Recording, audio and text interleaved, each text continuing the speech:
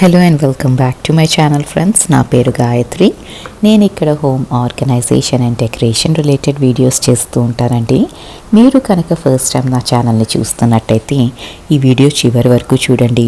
నచ్చితే సబ్స్క్రైబ్ చేసుకోవటం and like చేయటం అస్సలు మర్చిపోవద్దు.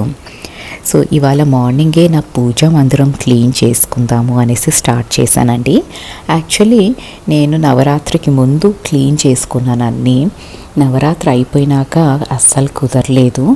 అండ్ ఇంకా లాస్ట్ వీక్ అంతా మా వారు దీపారాజన చేసిన ఆ 1 వీక్ మాత్రం కొంచెం మెస్సీగానే ఉంటుందండి. అందుకని నేను మళ్ళీ పూజ రివైవ్ చేసేటప్పుడు ఒక్కసారి మందిరం మొత్తం క్లీన్ చేసేసుకొని అన్నీ క్లియర్ చేసి నీట్గా సెట్ చేసేసుకుంటాను. అండ్ పూజా మందిరం క్లీన్ చేసేటానికి నేనైతే వాటర్లో కొంచెం పచ్చకర్పూరం అండ్ పసుపు వేసుకొని క్లీన్ చేస్తానండి. దీనివల్ల మంచి ఫ్రేగ్రెన్స్ వస్తుంది మన మందిరము.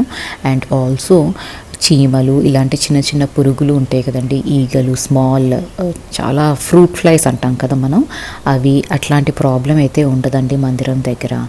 అండ్ లాస్ట్ వీక్ అంతా 5 రోజులు మా వారు దీపారాజన చేశారు.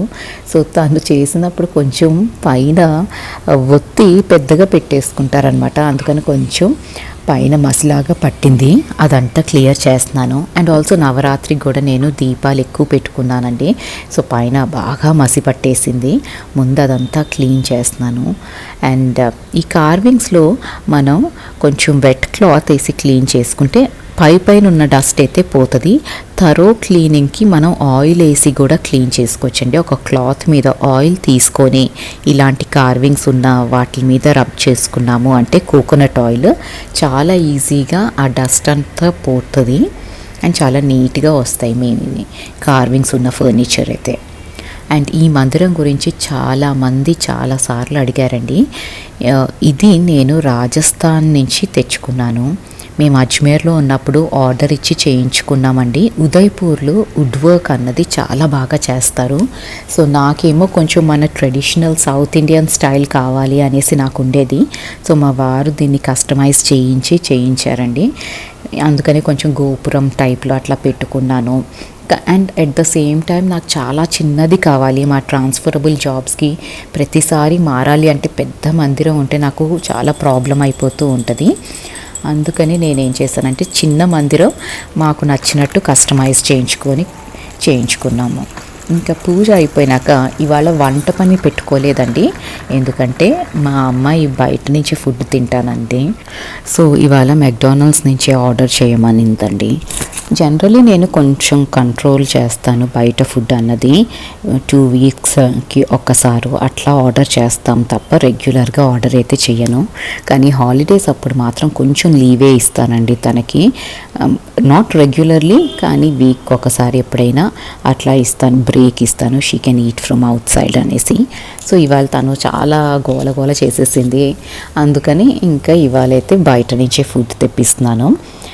అండ్ బట్టలు పొద్దున్నే మెషిన్లో ఒక లాట్ అయితే వేసేసుకున్నానండి. అవి ఆరేసి ఇంకా పల్లీలు వేపుకోవటానికి ఇందాక పెట్టుకొని వెళ్ళానండి బట్టలు ఆరేయటానికి. సో అవి వేగిపోయినాయి చక్కగా. నేను మొన్న ఇన్స్టాగ్రామ్లో ఒక రీల్ చూశానండి. పల్లీలు పొట్టు తీయటం ఇంత ఈజీ అనేసి ఒక క్లాత్ మీద వేసుకొని బాగా రబ్ చేసేస్తే పొట్టు విడిగా వస్తుంది అని. నాకు అర్థం కాలేదండి. సరే ట్రై చేద్దాము అని ట్రై చేశాను. నాకైతే ఇది వర్కౌట్ అవ్వలేదండి. యాక్చువల్లీ పొట్టు తీయటం మామూలుగా మనం ప్లేట్లో వేసేసుకొని రబ్ చేసేసుకొని ఆ పొట్టును చెరిగేసుకుంటే ఈజీగా అయిపోతుంది కదా. ఇప్పుడు ఈ క్లాత్లో అది ఉండి మళ్ళీ ప్రతిదీ ఊదుకొని వేసుకోవాల్సి వచ్చిందండి. అసలు డబల్ పని అయిపోయింది. నాకు భలే విసుగు అనిపించింది. చాలా లెంతీ ప్రాసెస్ లాగా ఉంది. సో ఒక్కొక్కసారి మనం చూసే వీడియోస్ కానీ రీల్స్ కానీ ఆ కంటెంట్ ఎలా ఉంటుందో కూడా మనం ఒకసారి ట్రై చేస్తే తప్ప అర్థం కాదు. అండ్ జనరల్లీ నేను పొట్టు తీయనండి. పల్లీలు ఎప్పుడు వేపేసి అలాగే స్టోర్ చేసుకుంటాను. పొట్టుతోనే తింటాం మేము. సరే ఇది నిజంగా వర్క్ అవుతే ఎవరికైనా హెల్ప్ఫుల్ అవుతుంది కదా, వీడియోలో చెప్దాము అనేసి ట్రై చేశాను. అస్సలు వర్కౌట్ అయితే అవ్వలేదు. మరి నేను ఏమైనా తప్పు చేశానేమో నాకు తెలియదు. కానీ మామూలు చెరుక్కుంటే ఎంత టైం పడుతుందో దానికంటే డబల్ టైం పట్టిందండి ఈ పనంతా అయ్యేసరికి. ఇంకా లంచ్ టైం అయిపోయింది. సో ఫుడ్ ఆర్డర్ చేసేసామండి. ఇద్దరం కాసేపు కబుర్లు చెప్పుకుంటూ రిలాక్స్ అవుతూ ఫుడ్ తింటూ ఉంటే బాగుంటుంది. యాక్చువల్లీ పిల్లలు ఇంట్లో ఉంటే అదొక అసలు హ్యాపీగా ఉంటుందండి. ఇల్లంతా లైవ్లీగా ఉంటుంది. సో వాళ్ళతో కబుర్లు చెప్పుకుంటూ లంచ్, బ్రేక్ఫాస్ట్, మనం కూడా ఫుడ్ ఎక్కువ తినేస్తూ ఉంటామండి పిల్లలు ఇంట్లో ఉంటే. సో మన డైట్ కూడా కొంచెం చూసుకొని మానిటర్ చేసుకుంటూ ఉండాలి. వాళ్ళతో కబుర్లు చెప్పేసి ఆ హ్యాపీ జోన్లో ఉంటాం కదా. సో చక్కగా తినేస్తూ ఉంటాం. నేను ఒక్కదాన్నే ఉంటే నాకు అంత ఆకలేదండి. కానీ మా అమ్మాయితో ఉంటే కబుర్లు చెప్పుకుంటూ ఇద్దరం ఏదో ఒకటి సెట్ చేసుకుంటూ చాలా హ్యాపీగా అయిపోతుంది. అండ్ బార్లీ వాటర్ పొద్దున్న పెట్టుకోలేదు. సో ఇప్పుడు పెట్టేసుకున్నాను. సమ్మర్లో ఏదైతే మస్ట్ అండ్ షుడ్గా తాగుతామండి. నేను మా అమ్మాయి ఇద్దరం తాగుతాం. మా హస్బెండ్ ఉంటే ఇంట్లో ఉంటే తనకి ఇస్తాను. ఎందుకంటే వెయిట్ లాస్కి కూడా ఇది బాగా హెల్ప్ అవుతుంది. అండ్ ఇవాళ పెట్టుకున్న ఇంకొక పెద్ద పని పెట్టుకున్నానండి. అదేంటంటే నా సోఫాస్ని ప్రాపర్గా క్లీన్ చేయటం. నేను ఆల్రెడీ నా సోఫాస్ క్లీనింగ్ మీకు చూపెట్టాను. ఒక బ్రష్తో డ్రై క్లీనింగ్, బ్రష్తో క్లీన్ చేస్తాను, లింట్ రోలర్తో క్లీన్ చేస్తానని. కానీ ఒక్కొక్కసారి చాలా మురికి అండ్ ఒకలాంటి మెస్సీగా అనిపిస్తుంది. సోఫా ఫ్రెష్ ఫీలింగ్ ఉండదు మనం కూర్చున్నప్పుడు. అలాంటప్పుడు మాత్రం నేను ఇలా వాటర్లో కొంచెం షాంపూ వేసేసుకొని ఒక క్లాత్ తీసుకొని బాగా స్క్వీజ్ చేసేయాలండి. క్లాత్ మరీ తడిగా ఉంటే మీకు అస్సలు శుభ్రంగా రాదు. అండ్ ఆల్సో ఒకలాంటి స్మెల్ వచ్చేస్తుంది సోఫాస్లో. సో చాలా డ్రై చేసేసుకోండి, మొత్తం పిండేసుకొని అప్పుడు ఆ క్లాత్తో మనం సోఫా మొత్తం క్లీన్ చేసుకుంటామండి. అండ్ షాంపూ వేసాం కాబట్టి లైట్ డిటర్జెంట్ అయితే ఉంటుంది అండ్ చాలా నీట్గా వచ్చేస్తాయండి సోఫాస్. ఇవి చేసినాకైతే నాకు భలే హాయిగా అనిపించింది. మనం ఎంత డస్ట్ చేసినా, డస్టింగ్ రెగ్యులర్లీ చేసినా కూడా సోఫాస్ మీద మురికి అన్నదైతే ఉంటుందండి. సో ఇలా క్లీన్ చేసుకుంటే డ్రై షాంపూతో వాష్ చేసినట్టు మనకి ఇప్పుడు సర్వీసెస్ దొరుకుతున్నాయి కదా, సేమ్ అలాగే అయిపోతుంది. అండ్ మురికి అంతా వచ్చేస్తుందండి. చాలా నీట్గా ఉంటాయి. సో నా సోఫా అండ్ డైనింగ్ టేబుల్ చైర్స్కి రెండుకి సేమ్ టైప్ ఆఫ్ అప్హోల్స్టరీ చేయించాను. So I'm cleaning both of them together అనమాట. అండ్ కొంచెం కష్టమేనండి ఇదంతా చేయటం. అండ్ సమ్మర్స్లో అయితే ఇంకా కారిపోతూ ఉంటాయి మనకి. కానీ ఒక్కసారి చేసుకుంటే మాత్రం ఫ్రెష్గా ఉంటాయండి.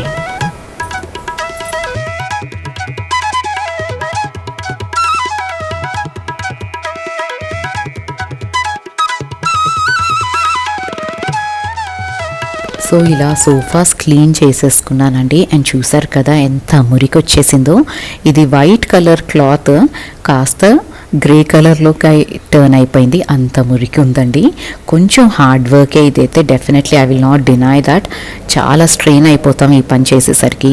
కానీ బయట నుంచి ఎవరినో పిలిపించి క్లీన్ చేయించుకునే కంటే నాకైతే ఇది చాలా easy way of cleaning sofas అనిపించిందండి. అండ్ అది అయిపోయినాక చాలాసేపు అయితే నేను ఇంకేం చేయలేదు. బార్లీ వాటర్ తాగేసి అలా కూర్చున్నాను. కాసేపు అయినాక అప్పుడు కిచెన్లోకి వచ్చి స్నాక్ ప్రిపేర్ చేస్తున్నానండి.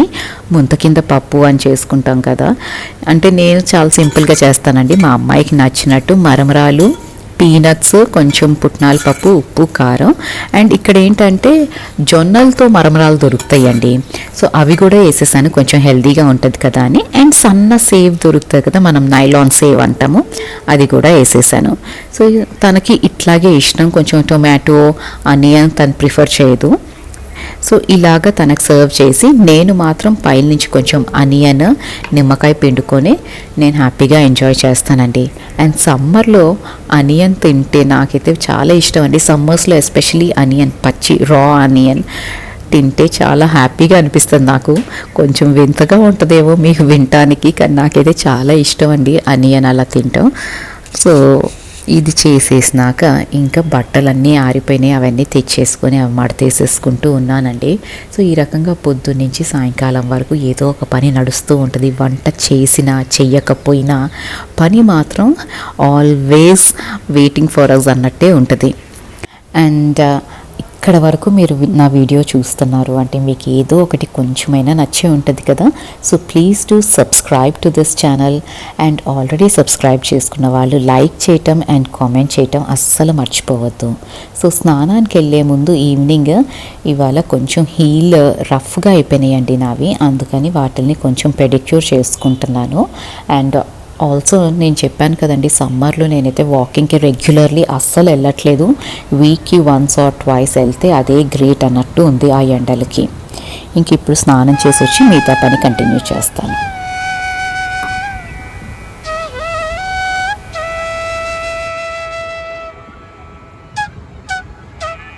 ఇంకా కిచెన్లోకి అయితే వచ్చేసానండి డిన్నర్ ప్రిపరేషన్కి. ఆఫ్టర్నూన్ కొంచెం బయట నుంచి ఫుడ్ కదా, సో డిన్నర్ కొంచెం సాలిడ్గానే పెడతాను, ట్రై చేస్తాను. రైస్ అండ్ బీట్రూట్ ఫ్రై చేసేస్తున్నాను. పైనుంచి కొబ్బరి వేసుకొని చేసుకుంటే బీట్రూట్ ఫ్రై చాలా టేస్టీగా ఉంటుంది. అండ్ మా వారికి నాకు ఏమో ఇడ్లీ అండ్ సమ్ చట్నీ చేసేస్తానండి. సో ఇక్కడ వరకు మీరు వీడియో చూస్తున్నారంటే మీకు నచ్చే ఉంటుంది కదండి. ప్లీజ్ సబ్స్క్రైబ్ చేసుకోండి, లైక్ చేయండి, మీ ఫ్యామిలీ అండ్ ఫ్రెండ్స్తో షేర్ చేసుకోండి. Thank you so much for watching this video. You all have a great day.